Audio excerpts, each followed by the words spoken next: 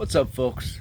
So today I want to talk about religious zombies because these people are so rabid in their belief, in their be-lie, F, right? In their lying to themselves, that they have created an idol for themselves.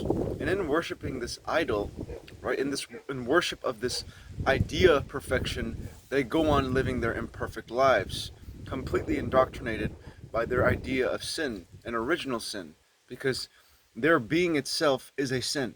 You see? So the moment someone comes along and says, hey, toss it all aside, be a free man, free yourself from these idols, free yourself from these chains, they cannot. And so this is the double-edged sword with religion, because it can make you ascend, or spiritual beliefs and ideas. It can make you ascend into, it can make you ascend, but also it can make you fall so much further. Because again, what is the story of Jesus? And why are people so triggered when you bring up the origins of this story of Jesus? We have Jesus Christ, which goes into the chrism, right? Which goes into the cerebral spinal fluid in your spine, your S-pine, which is also connected with your pineal gland. See, all of this, they will never mention. Christ is a fluid, is the chrism fluid within you. There's a verse in Colossians that says, Christ in you, the secret of secrets. Because the swine, who, will just eat the pearl and shit it out, they don't know if something is worth value, is worth their time. Because to them, again, they're zombies. They'll eat brains for a living, right?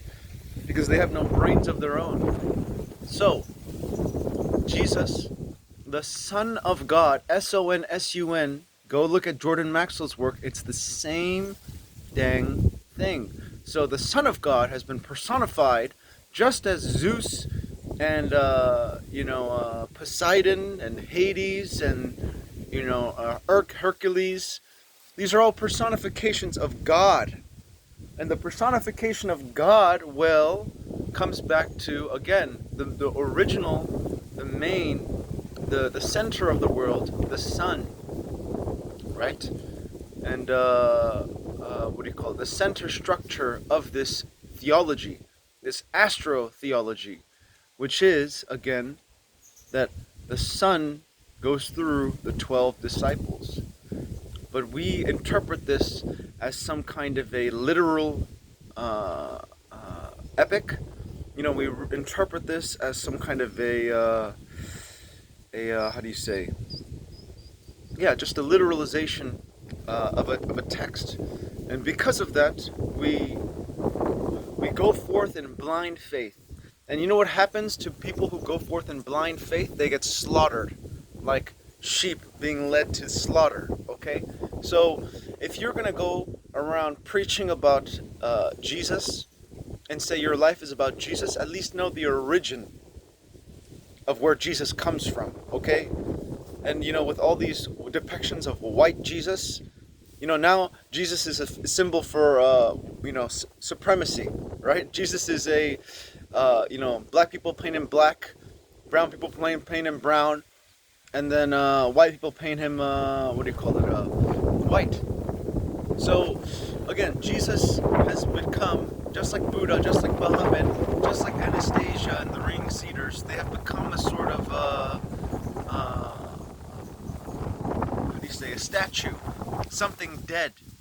But the whole point of these people's teachings, if they were people from the get-go and not just astrological happenings in the sky, the teachings of them are, again, that you must find out for yourself. You must go forth on your own, right? And walk the path, walk the walk, do the work, right? I can pray all I want for the coconut tree to come down, but until I absolutely am determined and know that God has me and I won't fall, that's the only time I can go up the tree. So in the same sense, I can pray all day, which is what these religious zombies are doing. They just pray all day. They call themselves a sinner all day, right? And then they're really doing nothing to contribute to the regeneration of man, right? How can you not even know the soil and pretend like you know God?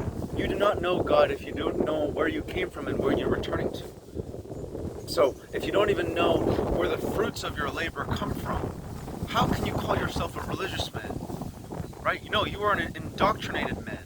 And therefore, if someone comes and challenges your belief and challenges your paradigm, which is a 2D paradigm, which is a 3D paradigm, right, that has no basis in reality, it's just an idolization you've created from an astrotheological story, you have to go ad hominem. Why? Because there's no realness to your belief. There's no realness to your premise of God. No, it's just on faulty foundations. So, let's reconfigure God's story with the Son of God, the Krishna story, the Horus and Set. That's why we have the sun rising and setting on the horizon. Yeah, Horus and Set, Satan. Horus becomes Jesus, Set becomes Satan, because Satan brings the night, brings the darkness, right? So that's why we have a sunset, right? So it's the story of Horus and Set if you go to Egypt. If you go to India, we have Krishna, right? Born of a virgin mother. Same story as Jesus, thousands of years before Jesus, okay? Hinduism, okay? Buddha, we have Gautama Buddha, who also says, don't worship me, you know, go on your own path, right? All of these things. So again, it's one story talking about if you fall into idol worship and you don't realize that the divine story is a personification of the divinity that's happening in the sky.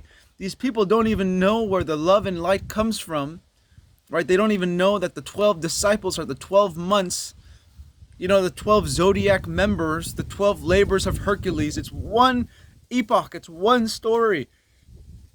Yet you decide to cover your eyes and just go forth blind.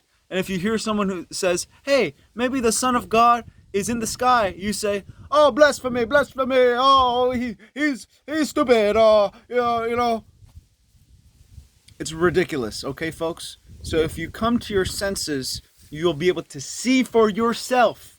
That's what no pastor, no religion tells you to do, is see for yourself. If you cannot see for yourself, anything you have seen is inauthentic, is unoriginal, and it's complete a waste of time.